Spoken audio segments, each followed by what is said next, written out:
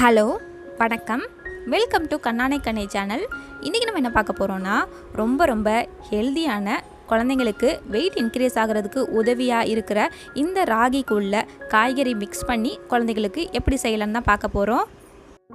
சில குழந்தைங்களுக்கு இனிப்பு சுவை சேர்த்தா ராகி சாப்பிட பிடிக்காது.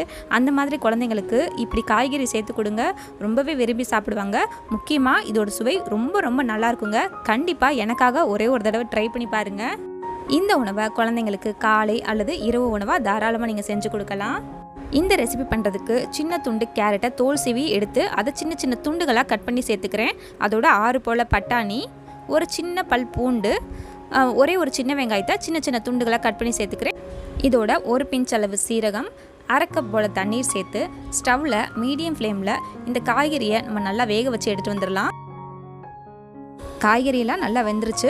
நம்ம விரலால் நசுங்குற பதம் இது. இதை ஒரு ஸ்பூன் வச்சு நல்லா நசுக்கி நல்லா மேஷ் பண்ணி எடுத்துடலாம். இதுக்கு பதிலாக நீங்கள் மிக்சியில் கூட அரைச்சி எடுக்கலாம். ஆனால் இந்த கன்சிஸ்டன்ஸில் குழந்தைக்கு கொடுக்குறனால குழந்தைங்க கொஞ்சமாக மென்று சாப்பிட பழகுவாங்க.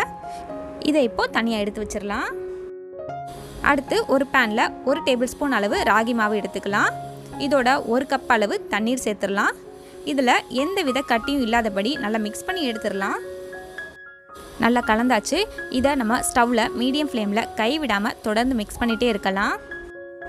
தண்ணீர் நம்ம நிறையா ஊற்றுறனால இந்த ராகி தண்ணீர் நல்லா அப்சர்வ் பண்ணுறதோட சுத்தமாக பச்சை ஸ்மெல் இல்லாமல் சூப்பராக குக் ஆகி ரெடி ஆகிடும். இந்த மாதிரி இந்த கன்சிஸ்டன்சி வந்ததுக்கப்புறமா நம்ம ஏற்கனவே ரெடி பண்ணி வச்சுருந்த காய்கறி கூழை இதில் சேர்த்துக்கலாம். சேர்த்துட்டு இதை நல்லா மிக்ஸ் பண்ணி வச்சிடலாம்.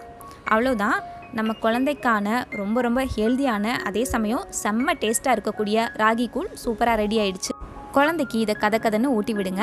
7 மாதங்கள் கம்ப்ளீட்டான குழந்தையிலேருந்து தாராளமாக இந்த உணவை காலை அல்லது இரவு உணவாக நீங்கள் செஞ்சு கொடுக்கலாம். இந்த ரெசிபி நீங்கள் ட்ரை பண்ணி பார்த்தீங்கன்னா உங்கள் குழந்தைங்க எப்படி சாப்பிட்டாங்கன்னு கீழே மறக்காமல் கமெண்ட் பண்ணுங்கள். இது போல் நம்ம சேனலில் different baby food recipes, baby products reviews கூட நான் ரெகுலராக ஷேர் பண்ணிகிட்டே இருக்கேன். நம்ம சேனலோட வீடியோஸ் அதுக்கப்புறம் பிளேலிஸ்ட் செக் பண்ணி பாருங்கள். உங்களுக்கு இந்த வீடியோ பிடிச்சிருந்துச்சுன்னா மறக்காமல் லைக் பண்ணுங்கள், கமெண்ட் பண்ணுங்கள், ஷேர் பண்ணுங்கள், சப்ஸ்கிரைப் பண்ணுங்கள். நன்றி.